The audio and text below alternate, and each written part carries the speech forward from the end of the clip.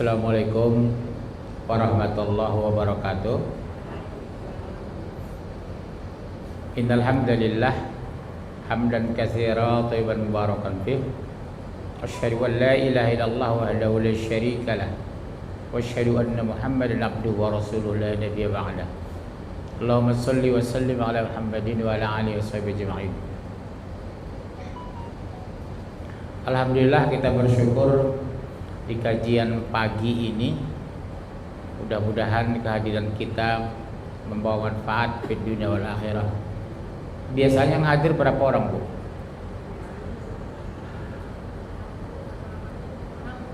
60. Berarti banyak yang belum hadir ini ya.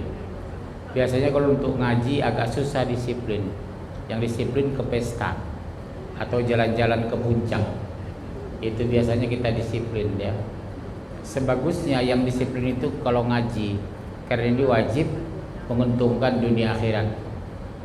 Kalau ke pesta makan-makan, di rumah juga kita makan. Ya, betul. Coba dia biasakan membangun malu terlambat. Coba dibiasakan ditanamkan malu untuk tidak disiplin. Malu terlambat. Malu datang telat. Siapa kalau nggak kita tanamkan mental seperti itu, nggak ada perubahan nanti di Indonesia ini. Apalagi ibu contoh bagi anak di rumah. Saya tekankan sama anak saya, disiplin bukan segala-galanya, tapi dengan tidak disiplin akan mengganggu segala-galanya.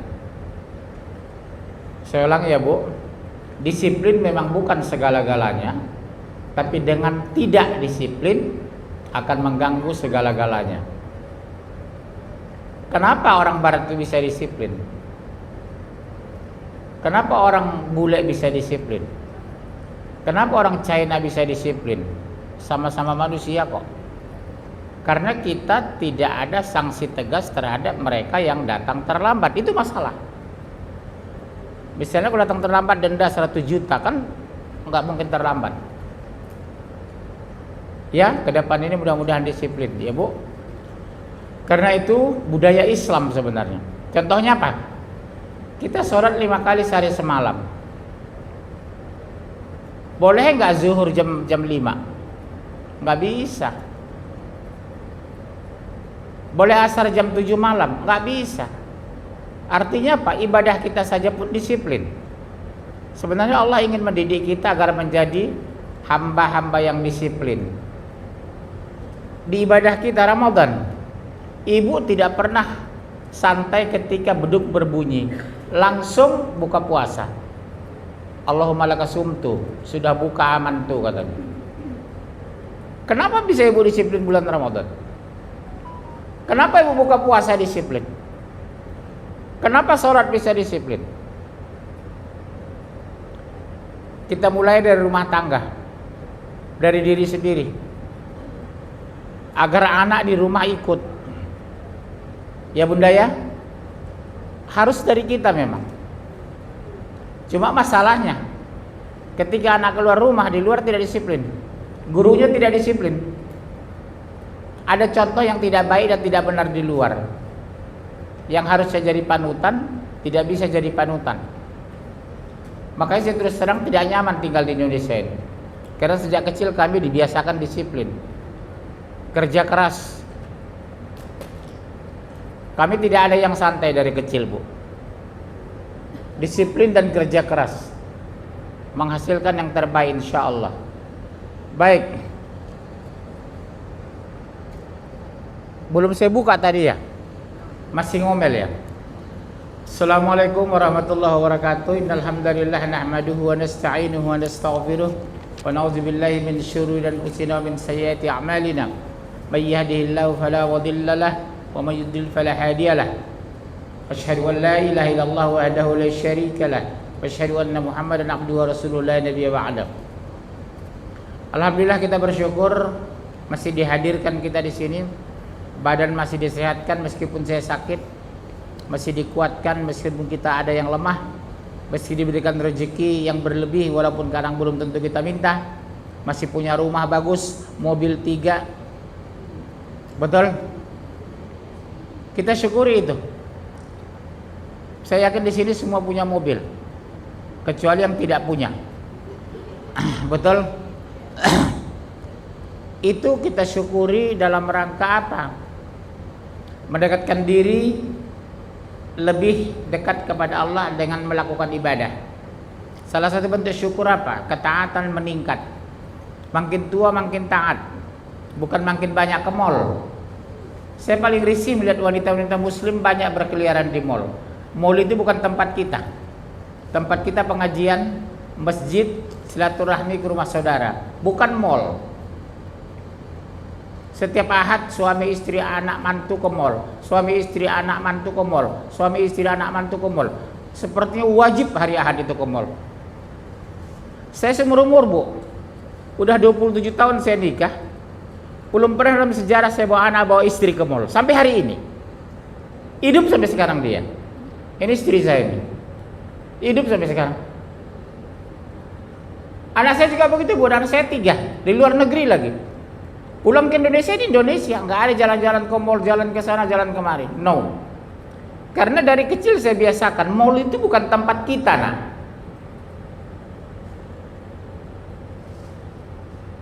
Mall bukan tempat kita, itu konsumerisme.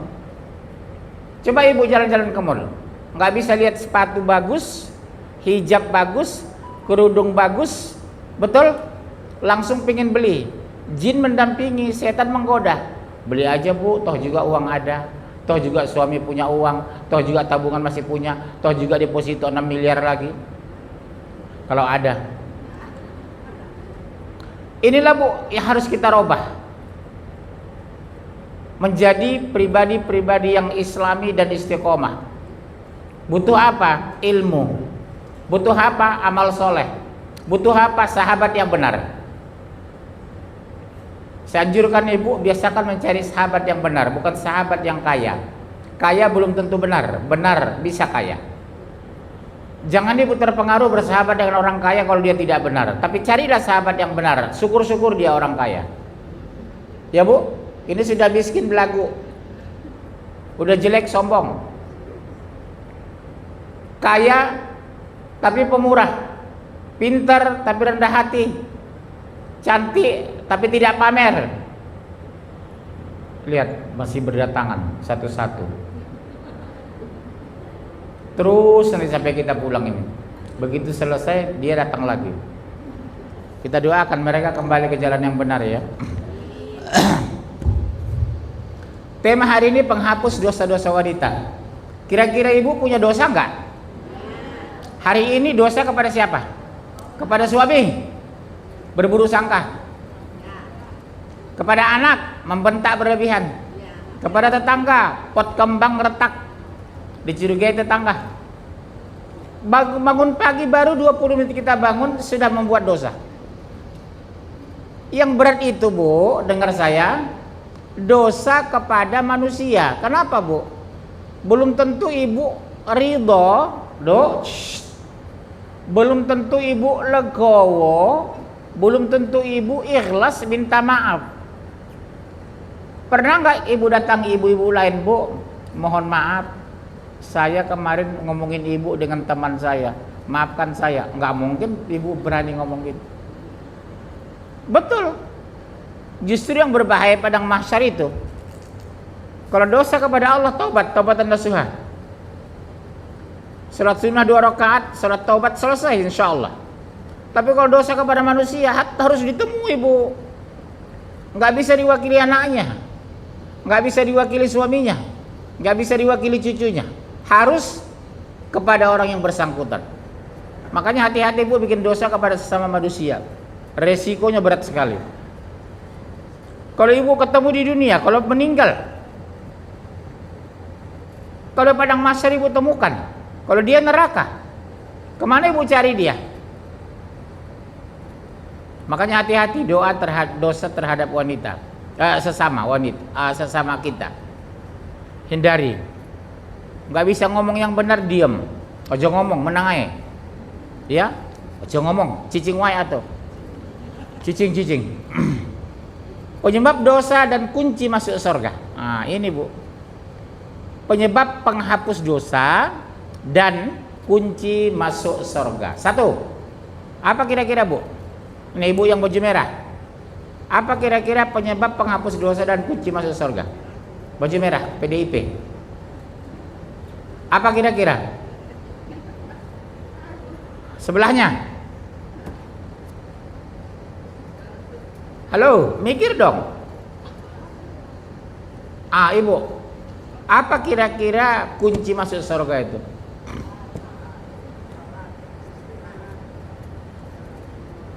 Kalau sholat rajin tapi syirik, kira-kira masuk surga enggak? Banyak orang rajin sholat tapi syirik, percaya kepada dukun, paranormal. Suami terlambat pulang, lapor ke dukun. Suami selingkuh, lapor ke paranormal. Oh, dosa besar ibu. Sudah suami selingkuh, dosa besar, ibu neraka, dunia sengsara. Mendingan ngomong baik-baik sama suami. Mas, ada isu beredar, benar atau tidak? Mas kalau malam Ahad kemarin jalan sama sekretaris ke puncak ya mas. Jalan benaran atau jalan-jalan? Iya, ngomong aja apa adanya.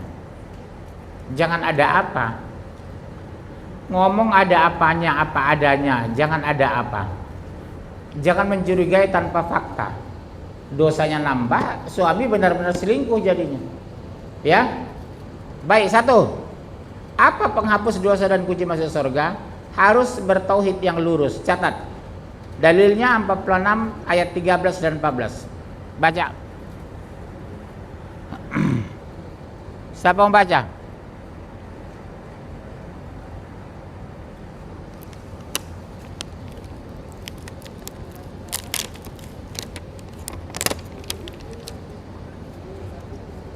Surah 46 ayat 13 dan 14.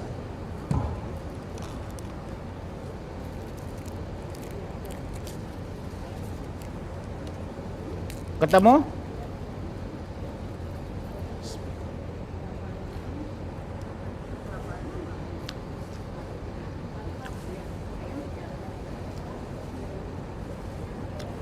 Udah.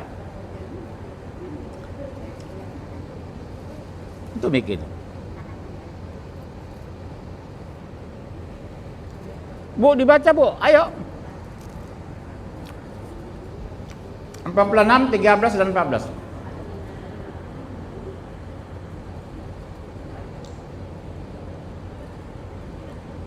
Ya. Di bawah. Sesungguhnya orang-orang yang mengatakan Tuhan kami ialah Allah, kemudian mereka tetap istiqomah, maka tidak ada kekhawatiran terhadap mereka dan mereka tiada pula berduka cita. Jadi ciri-ciri orang beriman itu yakin Allah itu Tuhan kita dan istiqomah, summa istaqamu. Yang susah itu istiqomah. Ibu ngaji tapi tidak rutin. Sedekah tapi sekali-sekali. Berbuat baik tapi tidak tiap hari. Jadi ibadah paling disenangi Allah itu summa istaqamu, kemudian istiqomah. Ibu sedekah cuma 10.000 sehari, tapi setiap hari Bu. Kepada siapa? Pemulung misalnya. Siapa lagi? Tukang sampah. Tiap hari kan tukang sampah lewat mengut sampah. Bagi dia 10.000 sangat berarti Bu, bisa makan di warteg pakai telur satu. Coba istiqomah Ibu, setiap pemulung lewat titip sama pembantu. Mbak, kalau nanti pemulung lewat atau tukang sampah, tolong kasih ini 10.000 sama dia. Mungkin dia di rumah belum sarapan. Masya Allah, gembira dia menerima uang 10.000 itu. Di mata mereka 10.000 itu besar loh Bu. Di mata Ibu mungkin tidak berarti, tapi di mata mereka 10.000 udah besar. Dia sarapanlah di warteg, kenyang dia. Apa dia bilang? Ya Allah, berkahilah ibu yang memberikan uang ini.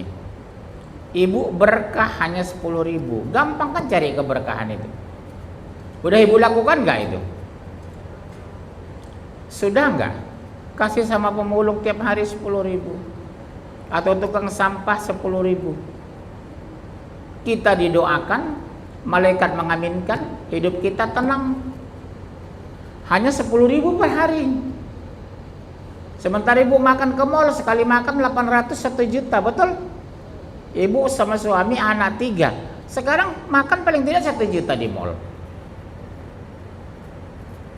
Belum yang dibungkus. Coba dari sekarang biasakan, jangan merasakan aku hanya makan enak, tapi bagaimana orang lain merasakan itu. Kalau saya makan enak di rumah, Bu, saya menangis itu. Kebayang saya pemulung, tukang sampah, orang miskin itu. Ya Allah, aku tiap hari bisa makan enak di rumah. Belum tentu saudara-saudaraku seiman di luar sana makan seenak ini. Kita makan sop sapi, ya Allah nikmatnya sop ini. Belum tentu orang hari ini makan seenak ini. Betul ya Bu? Itulah memotivasi kita untuk suka bersedekah, gemar bersedekah. Insya Allah berkah. Ya, ya terus. Mereka itulah penghuni-penghuni surga. Mereka kekal di dalamnya sebagai balasan atas apa yang telah mereka kerjakan. Coba lihat Bu, mereka penghuni-penghuni surga. Khalidina fiha abada, kekal selama-lamanya. Kalau ibu susah di dunia sebentar kok. Kata Rasulullah, usia umatku antara 60 sampai 70. Rasulullah 63, Abu Bakar Siddiq 63, Umar bin Khattab 63, Imam Bukhari 54, Ujai berapa? Niki Ardila berapa? 19. Udah dipanggil Allah. Jadi usia umatku antara 60 sampai 70. Ibu jangan mikir umur panjang pendek yang ibu pikirkan. Sudahkah ada persiapanku menghadapi kematian? Kematian gak perlu takuti, karena takut atau berani tetap mati kok. Emangnya kalau kita berani mati duluan, atau kalau takut terlambat mati? Kan enggak. Walaupun jujur kita takut mati, betul? Kenapa kita takut mati? Kalau saya, karena merasa amal kita masih di bawah. Amal kita belum bagus, ibadah kita belum lurus, sedekah kita belum istiqomah, sholat kita belum semuanya khusyuk. Betul ya Bu? Kita tahu itu, kita menangis itu kadang. Allahumma firli wali walidayya warhamhuma kama rabbayani shaghira. Ya Allah, ampuni dosaku dan dosa kedua bapakku ya Allah. Kita sadar punya dosa setiap hari. Kepada ibu, kepada ayah, kepada tetangga, kepada teman, kepada Allah. Ketika kita menyadari dosa itu, termotivasi beribadah, termotivasi mengkoreksi, evaluasi diri.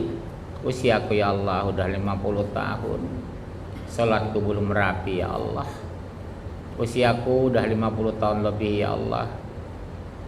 Aku makan enak, tetangga belum tentu ku bagi. Usiaku udah 50 tahun lebih. Bawa durian dari Medan makan sendiri. Hidung tetangga kempang, kempis, kembang, kempis, mencium bau durian. Dia tunggu mungkin diantar sore hari. Sampai 3 hari duriannya habis nggak diantar-antar. Jadi ibu biasakan bawa oleh-oleh itu.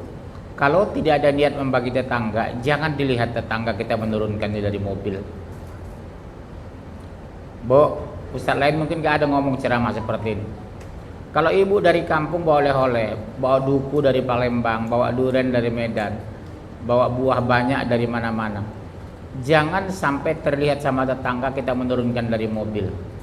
Jangan-jangan malamnya dia berharap, Pak, mungkin kita dapat durian Pak. Sebelah itu ibu tadi menurunkan durian ada 10 butir saya lihat. Mungkin kita 2 diantar gitu. Sampai jam 10 malam gak tidur dia nungguin durian. Nyatanya gak diantar-diantar. Ada kan orang mengharap, wajar karena tetangga.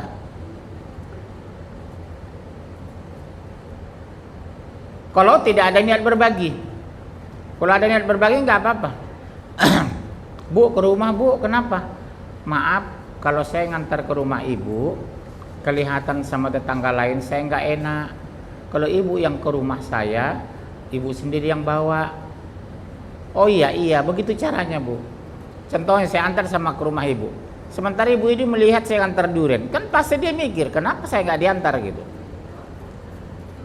Tapi kalau saya suruh ke rumah, bu tolong ke rumah lah, ada durian bawa aja bu. Ketemu sama dia nggak ada masalah, ini dikasih Pak Munzir nggak ada masalah kan. Tapi kalau saya ngajak antar ke rumahnya, dilihat dia, kan saya nggak enak sama beliau. Jadi banyak cara hal yang kita lakukan yang membuat orang tersinggung atau membuat orang nyaman. Itulah bijak menjadi seorang ibu itu. Bijak mengambil keputusan, bijak ketika bersedekah. Jangan kita pamerin bersedekah di depan orang. Jangan-jangan dia mengharap. Ya bunda ya. Baik, masya Allah masih berdatangan. Udah pulang aja kita. Terus 2, bertobat kepada Allah. Jadi salah satu kunci masuk surga itu harus bertobat kepada Allah.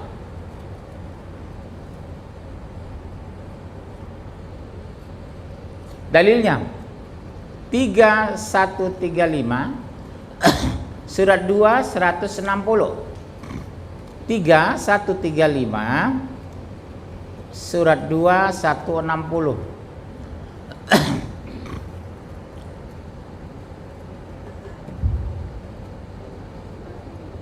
Tiga 135 surat 2 160. Ya.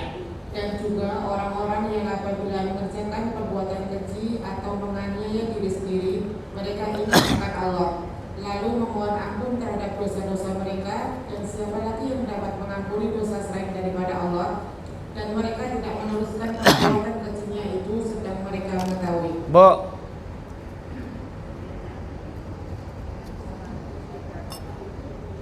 yang bisa minta ampun kepada Allah atas dosa, dengar ya bunda, hanya dosa kepada Allah.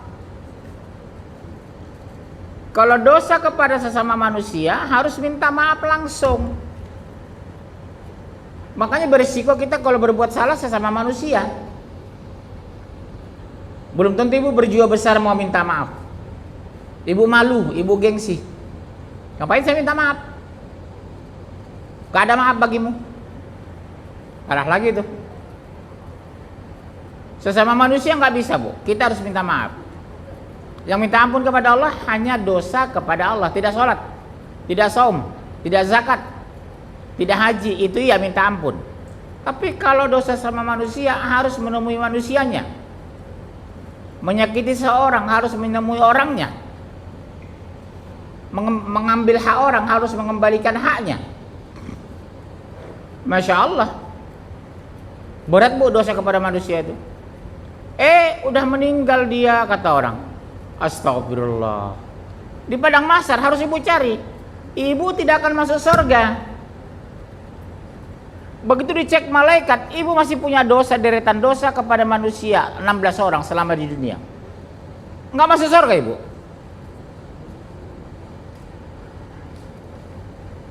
Terus kalau orang yang neraka gimana dong? Berat memang bu dosa sama manusia itu. Dan ibu jangan merasa kalau dia orang kafir bisa sewenang-wenang kita melakukan dosa sama dia. Nggak bisa. Tetap berdosa, iya, walaupun dia orang kafir. Misalnya menipu dia, membohongi dia, tetap dosa bu, walaupun dia orang kafir. Hati-hati bunda, dosa kepada sesama manusia.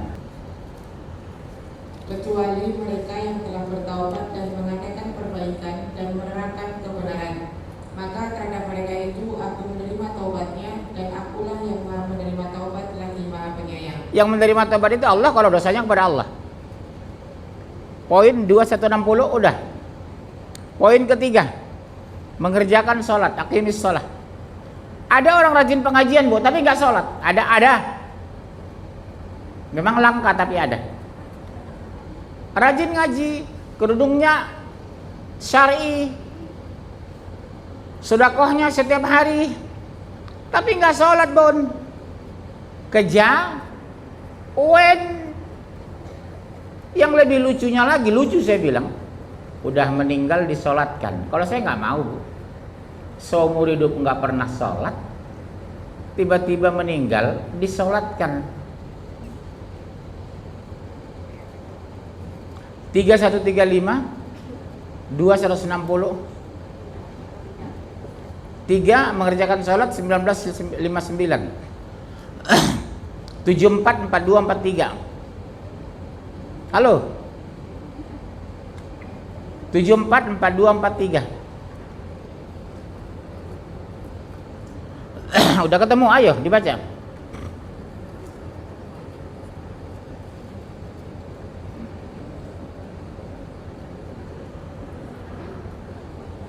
Surat 74, 42, 43, 639, 11, 114. Saya ulangi. 74, 42, 43. Surat 63, 9. Surat 11, 114. Masih juga belum? Ibu pulang aja lah.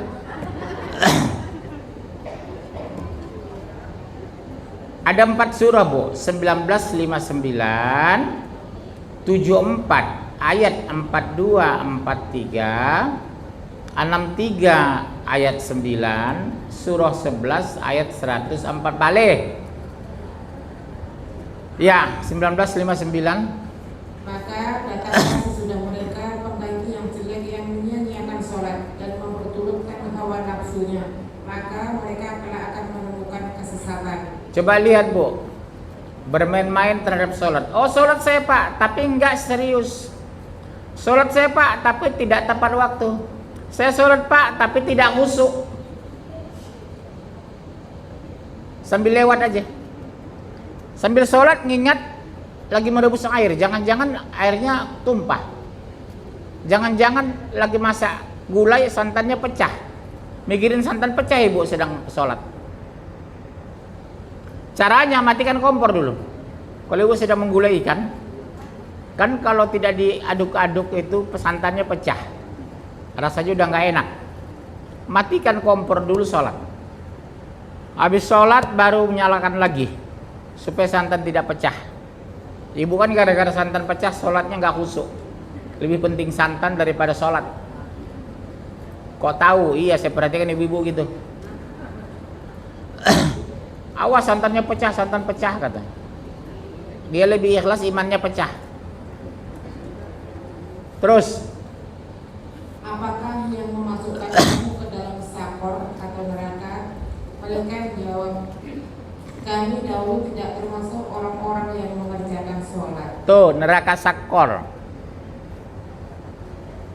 Ibu percaya nggak ada neraka itu?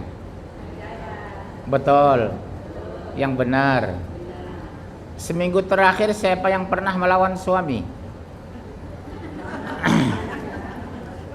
Ayo jujur. Seminggu terakhir siapa yang pernah mengeraskan suara di depan suami? Ibu tahu nggak? Mengeraskan suara depan suami tidak akan masuk surga. Dari mana Bapak? Pak pulang tengah malam, kasih uang belanja suami, mana cukup? Syukuri aja, walaupun dikasih cuma 1 juta per hari, syukuri. Iya, syukuri Bu. Alhamdulillah Pak, mudah-mudahan berkah. Ya Bu ya. Kata kunci dunia ini apa Bu? Bersyukur. Orang yang hidupnya tenang itu karena dia bersyukur. Dia tidak pernah kecewa. Dia tidak merasa pernah dirugikan. Dia tidak pernah marah. Karena apa? Kata kunci bersyukur. Dapat teman baik, alhamdulillah ya Allah, temanku baik, pindahan dari Garut. Dapat teman buruk, alhamdulillah ya Allah, supaya aku lebih waspada bersahabat. Dapat suami ganteng, alhamdulillah, kemana-mana enak memperkenalkan. Dapat jelek, alhamdulillah, keluar kota nggak ada yang menggoda. Iya kan? Suami ibu kalau jelek, ibu beruntung sebenarnya. Dia dinas keluar kota 2 minggu di Medan, seminggu di Padang, seminggu di Pekanbaru, nggak ada yang menggoda. Karena apa? Jelek, bersyukur aja. Ganteng ibu bersyukur. Ke pesta diperkenalkan. Bu, kenalan suami saya, ada rasa bangga. Hidungnya kemana-mana mancung. Yang satu peseknya, Masya Allah. Jadi kalau orang beriman itu mensyukuri apa yang diberikan Allah. Syukur itu pangkal ketenangan jiwa. Kalau ibu suka bersyukur, ya Allah, sarapan pagi dengan ikan asin, alhamdulillah ya Allah. Ya, makan siang walaupun dengan sop sapi, alhamdulillah. Disyukuri, insya Allah. Udah nyala itu. Hai orang-orang yang beriman, janganlah harta-hartamu dan anak-anakmu melalaikan kamu dari mengingat Allah. Oh, dengar Bu. Ya ayyuhalladzina amanu, hai orang beriman, jangan sampai harta-hartamu dan anak-anakmu melalaikan kamu dari Allah. Contoh, berapa banyak saya pergi suami ibu cuci mobil, sholat terlambat ke masjid. Waspadai. Nyuci mobil menjelang maghrib, tegur suami. Pak, 15 menit lagi maghrib, jangan papa cuci mobilnya, nanti nggak selesai papa nggak sholat maghrib loh. Nggak mungkin dia tinggalkan itu mobil kondisi kotor, apa setengah dicuci berangkat ke masjid, nggak bakalan, pasti selesai dulu ya Bu. Kalau suami ibu coba-coba cuci mobil 15 menit sebelum maghrib, tegur Bu, ini 15 menit lagi maghrib loh Pak. Kalau papa cuci mobil, nggak bakalan papa tinggalkan mobil itu nanti kalau ada azan. Berhenti Pak. Kalau papa nggak mau berhenti, saya yang keluar dari rumah atau papa yang keluar dari rumah. Gitu. Tapi ambil dulu buku depositonya. Ya Bun, terus. Barang siapa yang membuat demikian, maka mereka itulah orang-orang yang rugi.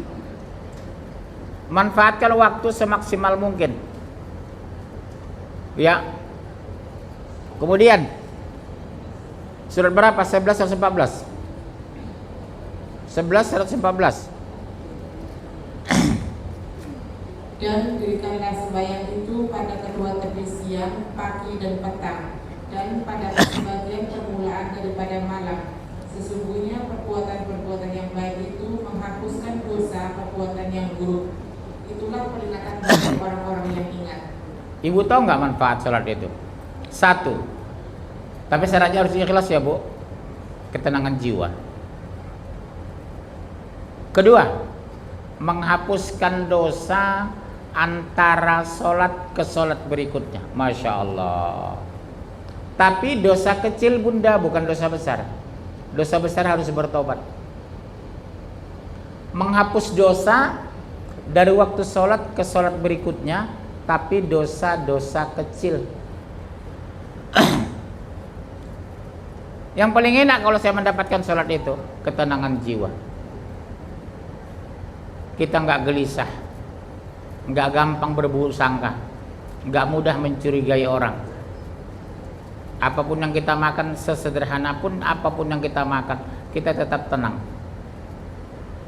Tapi kalau ibu kurang bersyukur, yang datang apa? Gelisah, rasa syukur hilang, suka membanting nikmat, bukan mensyukuri nikmat. Yang buat manusia itu kacau Bu, suka membanding nikmat, bukan mensyukuri nikmat. Contoh, ibu punya mobil harganya 300 juta, sebelahnya punya mobil 3 miliar. Ibu ngomong sama suami, Pak lihat tuh Pak, jabatan suaminya lebih rendah kok dari papa. Kok bisa dia punya mobil bagus, masa kita ini Pak nek odong-odong. Karena tidak bersyukur tadi. Kalau bersyukur dia, alhamdulillah ya Pak, kita masih punya mobil ya Pak. Kawan saya di kampung, di Garut, di Cianjur, Sukabumi, mereka kemana-mana naik sepeda sampai sekarang Pak. Banyak kan kawan kita, kawan SD, saya pulang ke Medan, Masya Allah, kemana-mana masih naik sepeda, paling naik motor. Kita alhamdulillah punya mobil, berangkat mesti milih mobil, supir tinggal atur. Iya Bu, cuma apa kekurangan kita? Kurang bersyukur. Kita di rumah mungkin rata-rata kita punya mobil minimal 2 di rumah, tinggal milih kan, supir kita tinggal perintah. Subhanallah. Tapi syukur kita masih kurang, karena selalu kita membanding, bukan mensyukuri. Hari ini robahlah Bu, termasuk saya. Takdirkan hamba ya Allah menjadi orang yang pandai bersyukur. Sekecil apapun diberikan Allah, syukuri. Baik, terus 4. Menjaga kehormatan diri. Ini yang berat itu, Bu. Menjaga kehormatan diri, surat 24 ayat 30 sampai 31. Menjaga kehormatan diri, ayat 320, surah 24 ayat 30 31. Kemudian surah 24 ayat 33. Ya.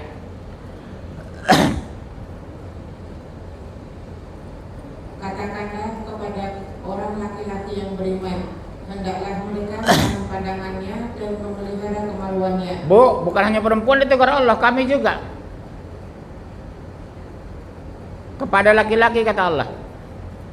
Terus yang demikian itu adalah lebih suci bagi mereka. Sesungguhnya Allah Maha mengetahui apa yang mereka perbuat. makanya sebagusnya ibu-ibu ya, Bu, pakai apa?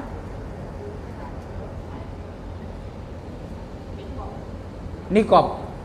Sebagusnya pakai nikob. Jadi menjaga pandangan kami laki-laki. Kedua, ibu jangan biasakan masih sepergoki orang pengajian bersalaman dengan laki-laki yang bukan mahramnya. Ipar ibu kan nggak boleh bersalaman dengan ipar. Ada ipar, abang ipar. Yang boleh dengan siapa? Orang tua, mertua, saudara kandung, adik kandung, abang kandung, anak kandung. Di luar itu ibu tidak boleh bersalaman langsung dengan laki-laki. Masih sepergoki perempuan, cengengesan, berpelukan, berciuman, apalagi acara reuni. Bersalaman dengan laki-laki yang bukan mahramnya, Bu ya. Mama bicara, berpelukan lagi. Astagfirullah. Kita ini orang pengajian, beda ya, Bu. Bagaimana menghindarinya? Jangan acara hadir reunian.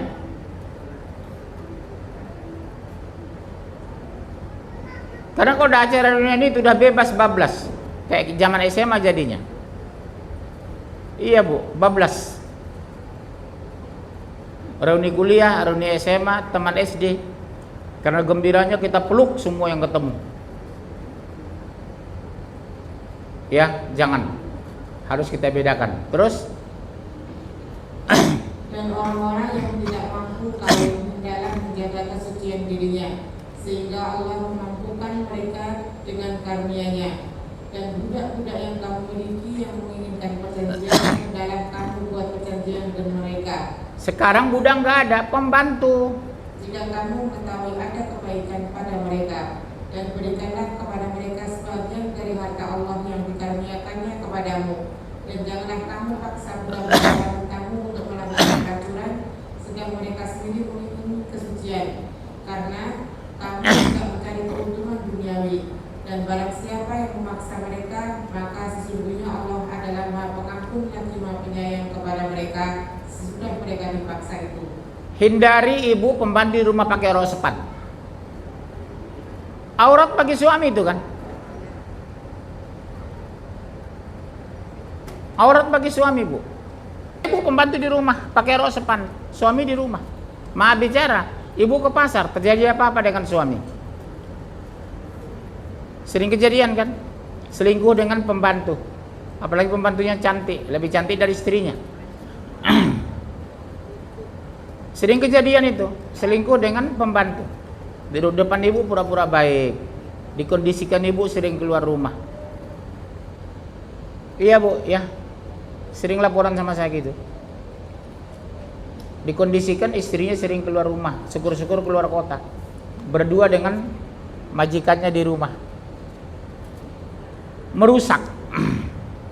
Tapi kalau pembantunya pakainya sopan, pakai baju, pakai hijab di rumah, insya Allah terpelihara. Tapi hampir semua saya pergoki pembantu yang muda-muda di rumah tidak pakai hijab. Jujur, betul? Ada pembantu pakai hijab di rumah. Nggak apa-apa waktu suami aja di rumah. Suami berangkat kantor nggak apa-apa, dia nggak usah pakai hijab karena cuma temannya ibu, nggak apa-apa. Neng, kalau suami saya pulang kantor kamu berhijab. Nanti kalau suami saya tidur baru buka atau suami saya berangkat kantor. Ngomong begitu sama pembantu. Kadang pembantu lebih cantik dari ibu soalnya. Ibu hidung kadang-kadang pesek, pembantunya mancung. Mohon maaf yang pesek-pesek ya. Kira-kira begitulah. Jadi waspadai. Kemudian 5 ya, poin 5. Dengar Ibu, ini penting. Taat pada suami sepanjang tidak bermaksiat kepada Allah. Jadi ketaatan kepada suami nomor 2 setelah kepada Allah. Karena kata Rasulullah, suami itu pengganti ayah.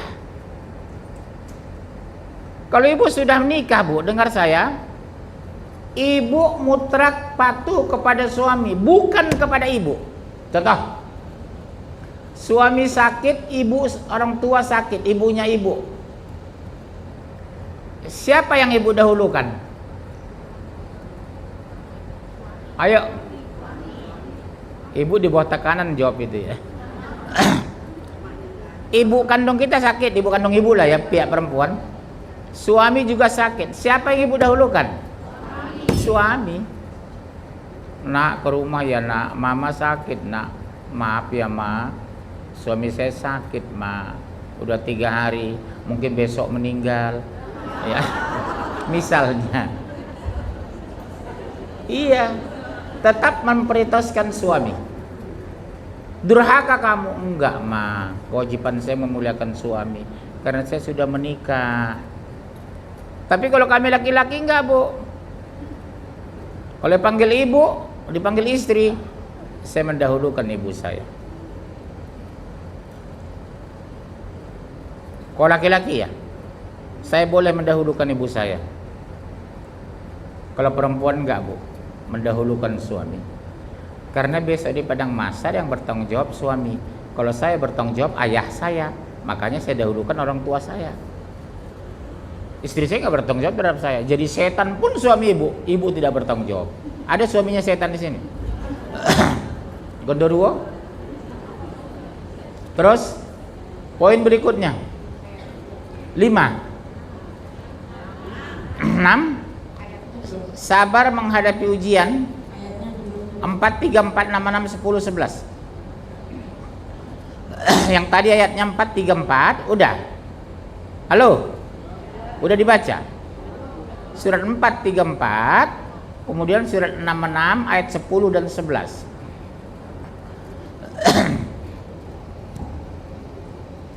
Kaum laki-laki itu adalah pemimpin bagi kaum wanita. Dengar Bu, laki-laki itu pemimpin bagi wanita. Jadi di rumah jangan ibu yang ngatur. Oleh karena itu, Allah telah melebihkan sebagian mereka laki-laki atas sebagian yang lain wanita. Apa kelebihannya? Fisiknya lebih kuat, tubuhnya lebih tinggi, badannya lebih kekar, uangnya lebih banyak, wawasannya lebih luas. Dan karena mereka laki-laki telah menafkahkan sebagian dari harta mereka. Sebab itu, maka wanita yang soleh ialah yang taat kepada Allah, lagi memelihara diri ketika suaminya tidak ada. Subhanallah. Dengar Bu, wanita yang solehah menjaga diri dan hartanya ketika suami tidak ada. Kalau ibu kan beda. Suaminya dinas ke Medan, ibu telepon adiknya di Jakarta. Dek, di mana sekarang? Di Jakarta, di rumah. Ini suami Abdimah lagi ke Medan dinas 4 hari. Jalan-jalan ke Bandung yuk. Gitu. Dibanding mah 2 hari sebelum suami pulang, kita pulang duluan supaya jangan ketahuan. Gitu. Ibu wanita setan. Iya Bu, begitu biasa. Jalan-jalan atuh kan itu berapa hari? 2 hari. Suami Abdimah lagi dinas ke Medan 4 hari. Malah ibu suami keluar kota, ibu ikut-ikutan keluar kota. Dosa besar loh Bu. Langkah-langkah ibu dilaknat Allah, wallahi.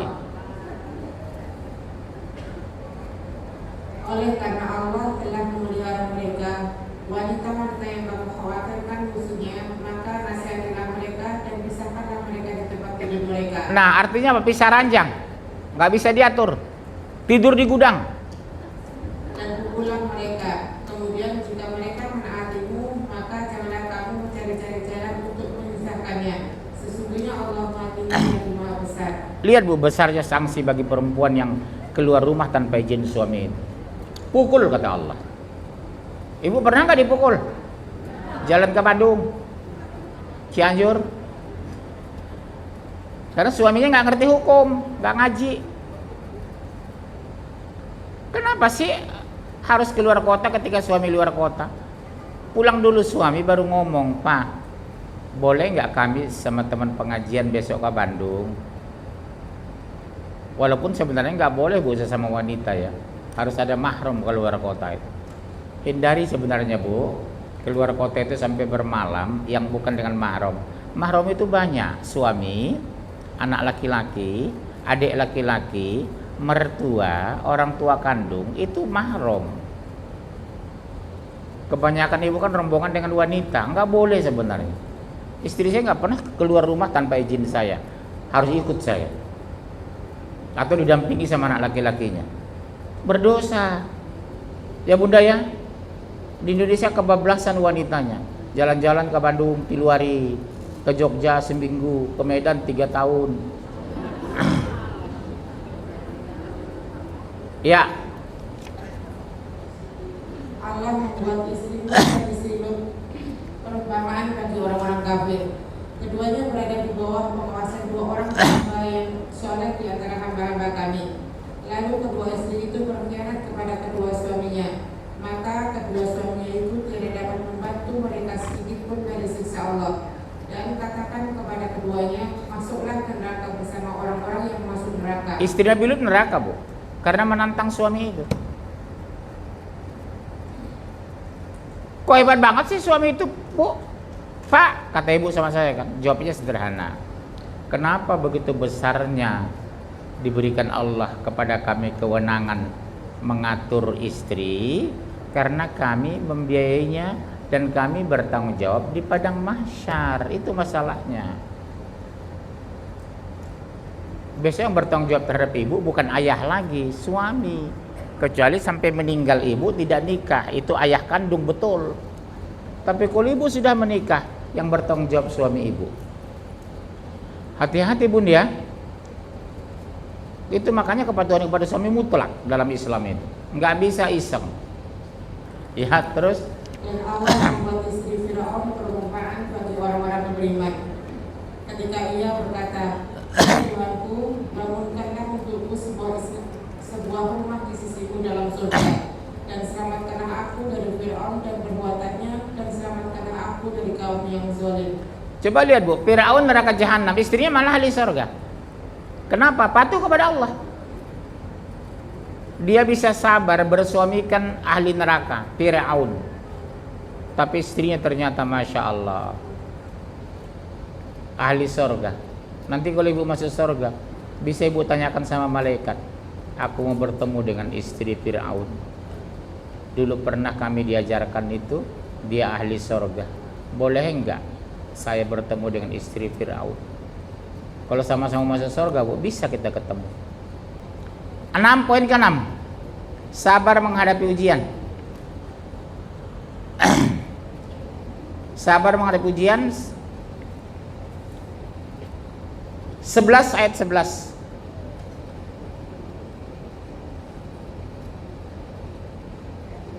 1696.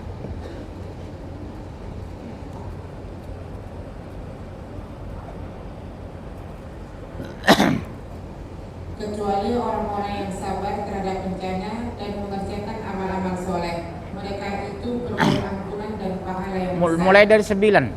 Dari 9 aja. Ayat 9. Ayat 9. Dan jika kami rasakan kepada manusia suatu rahmat nikmat dari kami, kemudian rahmat itu kami cabut daripadanya, pastilah dia menjadi putus asa lagi tidak berterima kasih. Contoh, jujur. Ibu di sini pernah enggak jadi orang kaya kemudian jatuh miskin? Pernah enggak ibu alami hal seperti itu? Atau dulu uang banyak sekarang pas-pasan? Pernah ngalami? Pernah. Kalau mau jujur, menyakitkan kan Bu?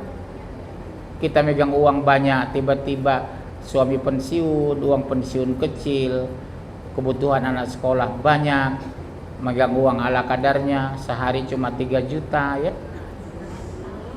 3 juta besar ya? Iya, kaget.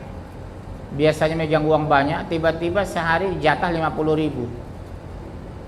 Biasanya belanja, ibu bikin tas kantong kresek yang putih karena ada daging, ada cumi, ada ayam, ada telur. Sengaja tenteng-tenteng depan tetangga itu.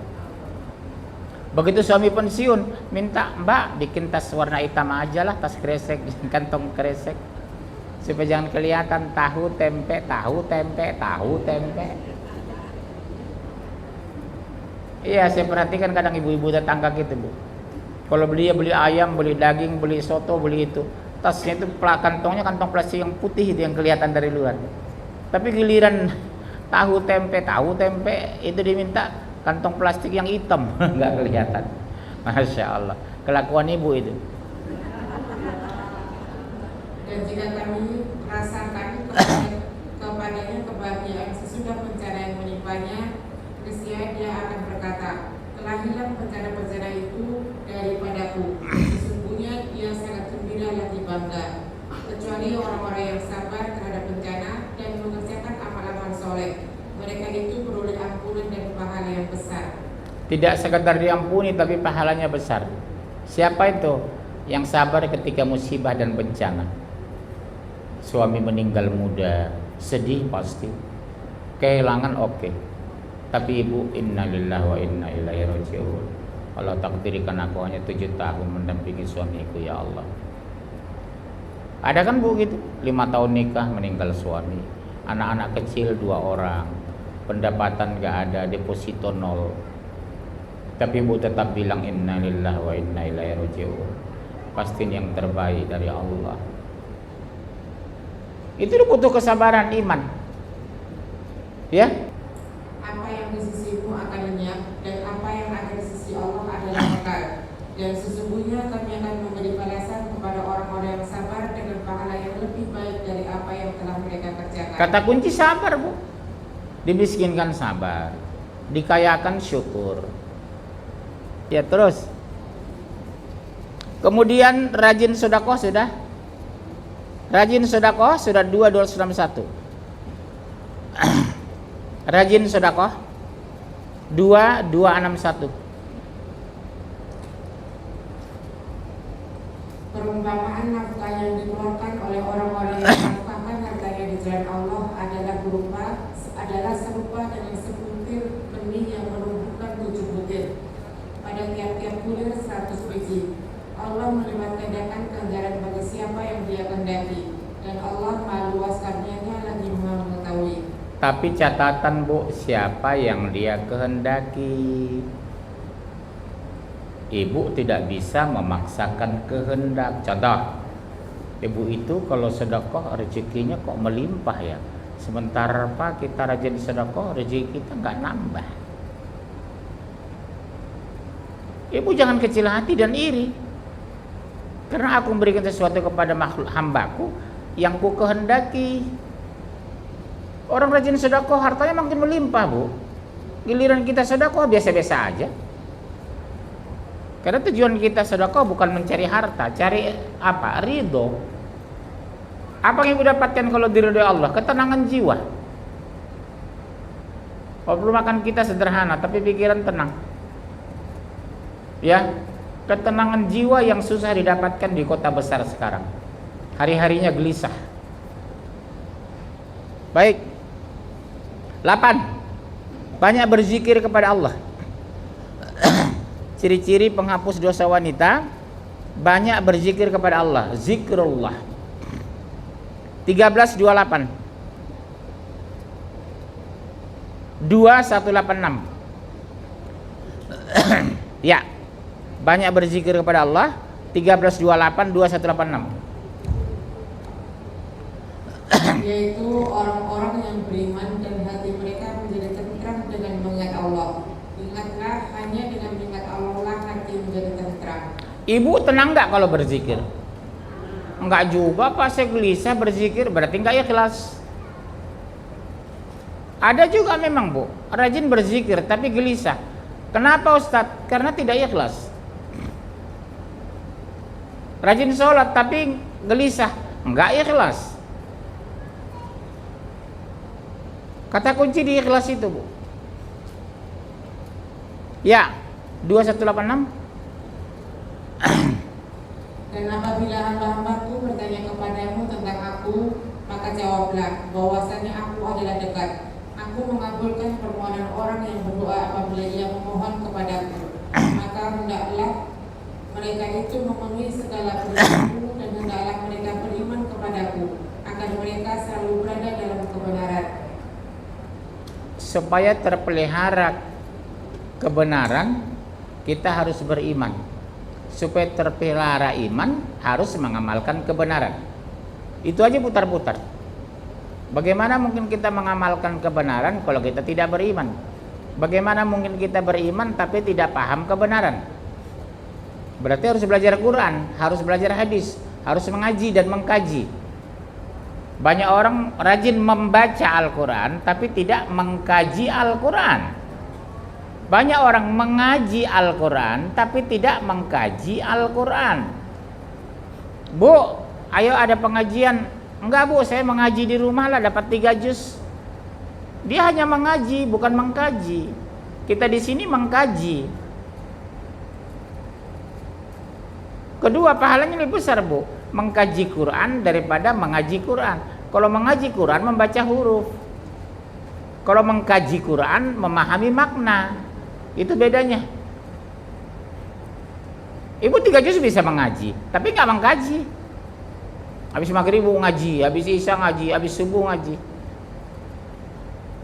tapi tidak paham.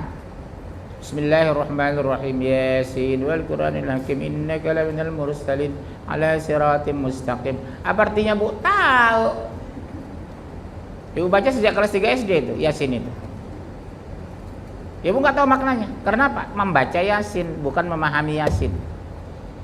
Malam Jumat diuber itu Yasin. Malam Jumat baca Yasin terus.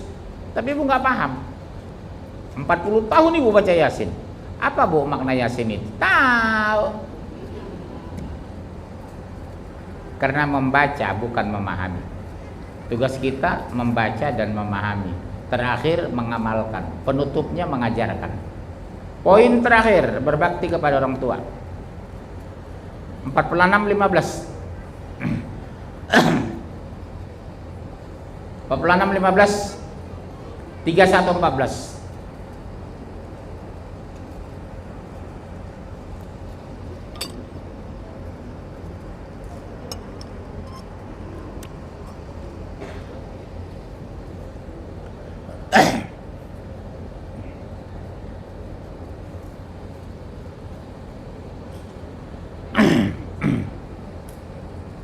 Kami perintahkan kepada manusia supaya berbuat baik kepada 2 orang ibu bapaknya. Ibunya mengandungnya dengan susah payah dan melahirkannya dengan susah payah pula. Mengandungnya sampai menyapihnya adalah 30 bulan. Sehingga apabila ia telah dewasa dan umurnya sampai 40 tahun, ia berdoa, ya Tuhanku, tunjukilah aku untuk mensyukuri nikmat Engkau yang telah Engkau berikan kepadaku dan kepada ibu bapakku, dan supaya aku dapat berbuat amal yang soleh yang Engkau ridhoi. Berilah kebaikan kepadaku dengan memberi kebaikan kepada anak cucuku.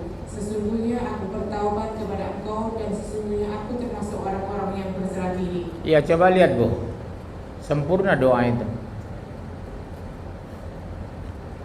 Sempurna sekali. Ulangi dibaca.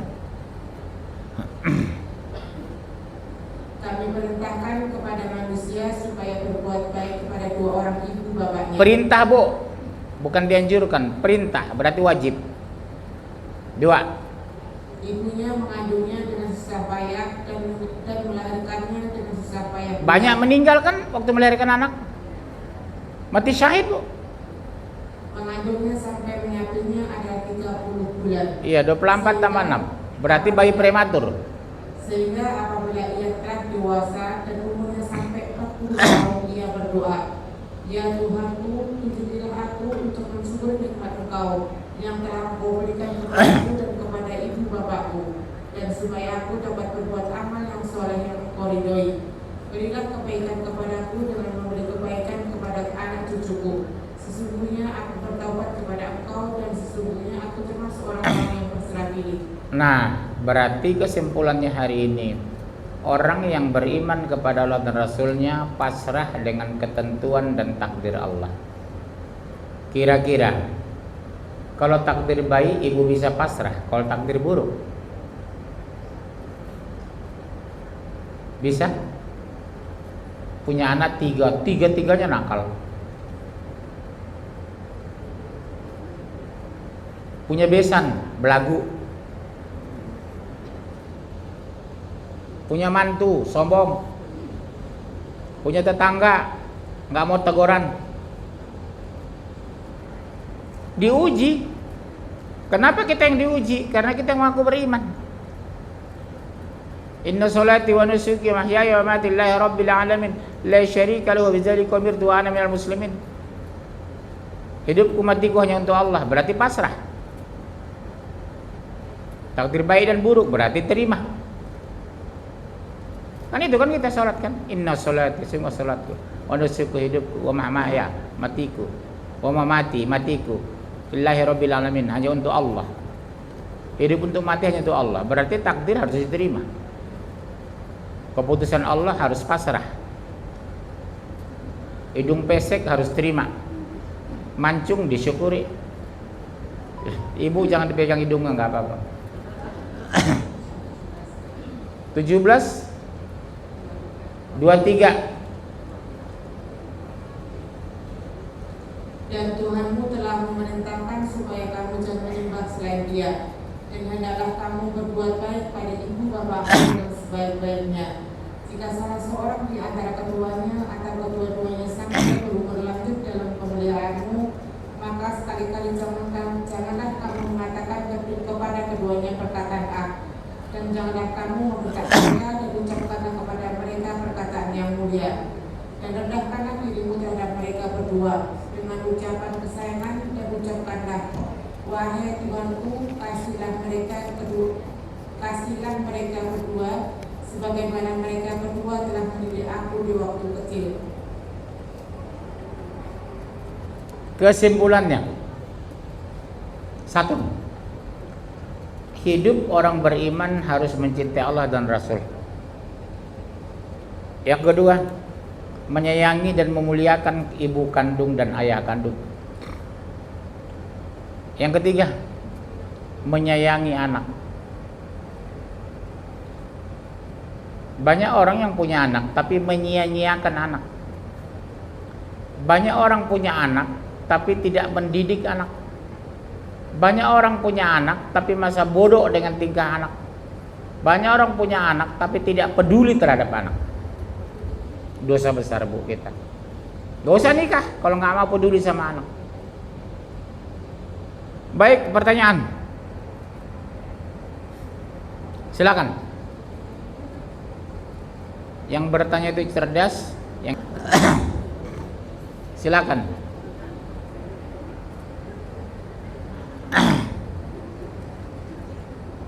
Saya juga ada yang mau bertanya.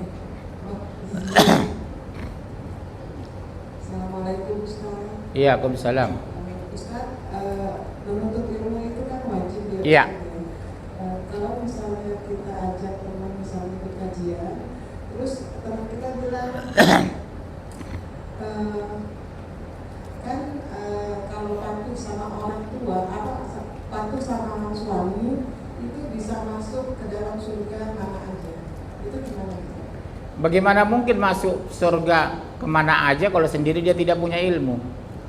Berarti wajib belajar. Bukannya itu ada hadisnya, Ustaz? Iya, tapi dasar dulu harus punya ilmu. Enak aja mau milih surga yang mana, dia nggak punya ilmu kok, hanya patuh doang. Dasar hidup kita ini harus punya ilmu. Apa bu? Belajar Al-Quran dan As-Sunnah. Baru patuh sama ibu, patuh sama suami, patuh sama segala macam. Kalau patuh doang nggak dapat bu. Suami itu bukan Tuhan. Yang kedua, lihat suaminya juga. Kalau suaminya sableng, patuh kepada suami yang taat, suami yang soleh. Sekarang suami banyak yang gak soleh, suami salah. Jam sholat dia ngorok, subuh dia kesiangan, isya ketiduran, maghrib pulang kemalaman. Apa suami begitu yang dipatuhi? Pret. Harus suami yang taat, Bu, suami yang soleh. Ya, makanya cari suami jangan di halte kayak ibu dulu. Ibu ketemu suami kan di halte Berlan dulu, halte Salemba. Cari suami aktivis masjid, remaja masjid. Dia ketemu saya di masjid, Bu, dulu. Ibu kan ketemu suami kan di halte Berlan. Ya, ayo.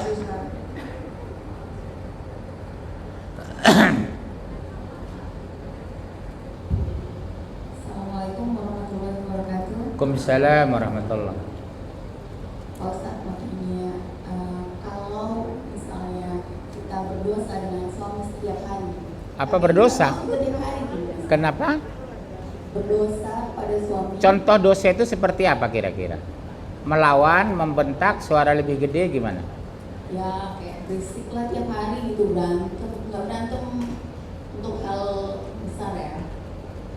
Ya. Tapi tiap hari minta maaf juga kalau misal berkata kasar. Minta maaf juga gitu kan. Kalau sudah minta maaf dosa sudah selesai ya. Bu, saya kalau boleh saya sarankan sebaiknya janganlah terus-terusan bikin dosa sama suami. Begini masalahnya, Bu. Kita nggak tahu kapan dipanggil Allah. Ibu belum sempat minta maaf, tiba-tiba meninggal. Bagaimana besok ibu itu? Lagi pula apa alasannya sih sering berantem sama suami?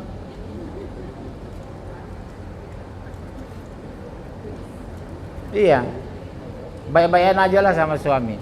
Lebih nyaman kita di rumah, bercanda, cerita. Kalau nggak bisa ngomong yang benar, diem, cicing wae. Ya, cicing atau cicing. Ya, nanti habis berantem minta maaf, habis berantem minta maaf. Nok, malaikat lihatnya nok.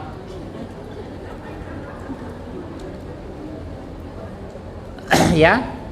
Baik Ustaz, terima kasih. Tapi kadang itu tanda romantis nggak sih Ustaz kalau berantem gitu? Hah? Apa? Tanda Ya romantis. sekali-sekali boleh. Nggak apa-apa sekali-sekali berantem, habis itu makan jengkol bersama gitu ya. Iya, yang lain. Saya baru dapat ilmu berantem itu romantis katanya.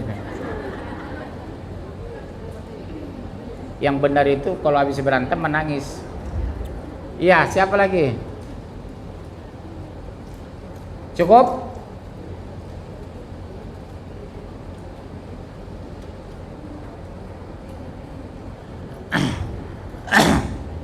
Assalamualaikum Ustaz. Waalaikumsalam. Izin Ustaz, kalau suaminya yang brengsek gimana Ustaz? Maaf ya Ustaz. Maaf. Kalau suaminya brengsek ceraikan. Betul Ustaz. Alhamdulillah dijawab. Iya, kalau brengsek ceraikan aja, cari yang lain. Saya carikan nanti. Oke Ustaz. Halo, yang lain sebelah kiri. Iya, kerudung putih.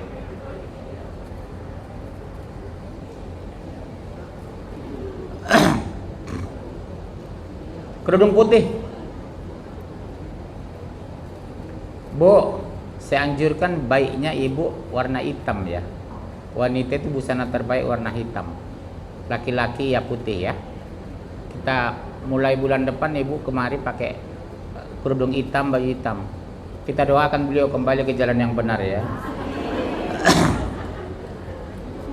Iya, silakan. Bismillahirrahmanirrahim. Assalamualaikum warahmatullahi wabarakatuh. Waalaikumsalam.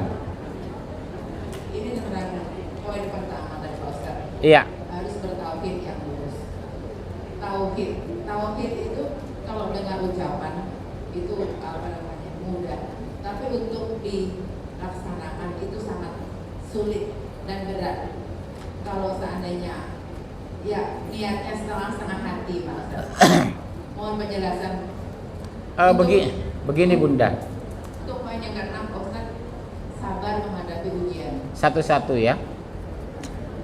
Tauhid itu seperti ibu saya sepakat, mudah mengucapkan kan gitu ya.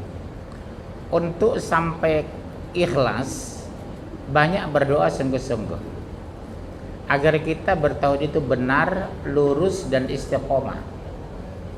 Yang susah itu mungkin lurusnya sudah, benarnya sudah, istiqomahnya yang belum. Contoh, masih percaya dukun, syirik kan? Berarti merusak tauhid, merusak akidah. Percaya paranormal, merusak tauhid, merusak akidah. Terus bagaimana caranya? Banyak istighfar.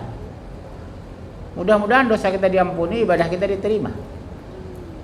Memang untuk menjadi lurus itu jalan panjang. Karena setan dan iblis menggoda terus.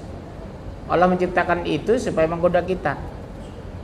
Kedua, memperkuat iman kita. Kalau kita tidak digoda setan dan iblis, mungkin iman kita begitu-begitu aja.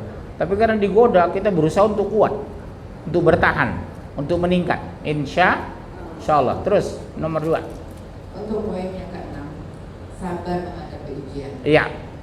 Sabar menghadapi ujian itu dalam hal bukan hanya materi, bukan ujian dalam keseharian kita. Jadi ujian itu datang setiap saat dan setiap waktu, pasti ada ujian, entah anak, entah suami, entah ekonomi, entah keluarga. Terus untuk bersabar menghadapi ujian, mungkin untuk diucapkan secara lisan mungkin mudah Pak, tapi untuk yang ikhlas, sabar itu kan luas Pak. Sabar itu luas. Terus kalau seandainya mohon penjelasan, mohon pencerahan, bagaimana bisa menerima ujian itu dengan sabar, yang sesabar-sabarnya bukan diucapkan, tapi benar-benar yang sabar dan sabar. Hanya satu kata dari saya, positive thinking terhadap Allah. Karena semua ujian ada hikmahnya. Positive thinking aja, berpikir positif terhadap Allah. Contoh, ibu digoda orang supaya ngambil itu, ngambil ini. Istighfar. Itu bukan hak saya. Dipengaruhi suami begitu begini, istighfar.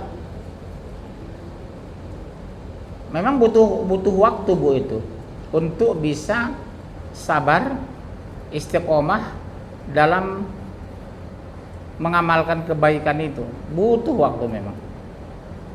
Satu diantaranya bersahabat ibu dengan orang-orang baik dan jujur. Kadang kita udah jujur, kita udah baik, teman kita nggak baik, kena juga sekali-sekali. Kita udah jujur, teman kita nggak jujur, kemakan juga uang orang. Itu masalah. Selektif memilih teman. Bersahabatlah dengan orang benar, bukan dengan orang kaya. Nanti Pak Ustadz dulu ya. Poin yang kedua, meminta maaf kepada Allah dan kepada manusia. Untuk memaafkan Pak Ustadz, memaafkan mungkin sudah, tapi untuk bertemu itu tidak mau. Bagaimana Pak Ustadz? Harus dipaksa. Daripada ibu resiko ketemu besok di neraka gimana? Makanya hindari bicara kalau nggak penting. Hindari ngomongin orang kalau nggak penting. Hindari mencari keburukan orang. Itu tidak penting. Penyakit wanita dari mulut. Jamu, jaga mulut. Jakem, jaga cangkem. Di situ sebenarnya. Baik Pak Ustadz, terima kasih. Ya. Assalamualaikum warahmatullahi wabarakatuh. Waalaikumsalam warahmatullahi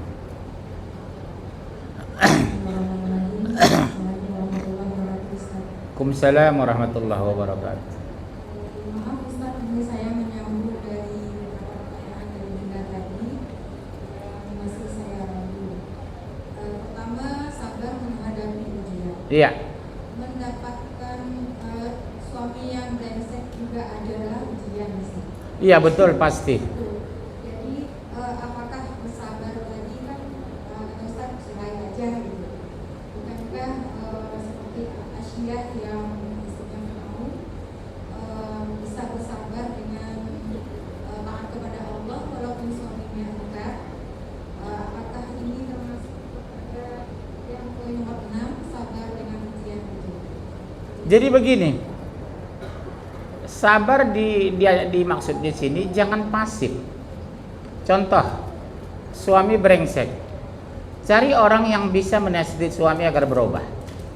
Jangan ibu hanya sabar menghadapi si brengsek jelek tadi, tapi ibu tidak berusaha agar dia berubah. Ya, ibu kok bisa betah didampingi brengsek? Bagaimana caranya? Cari orang dia segani agar dia merubah sikap. Atau ekstrim, ceraikan, cari yang lain. Sering saya bilang begitu, saya ekstrim bu, nggak bisa berubah Ustaz, ceraikan.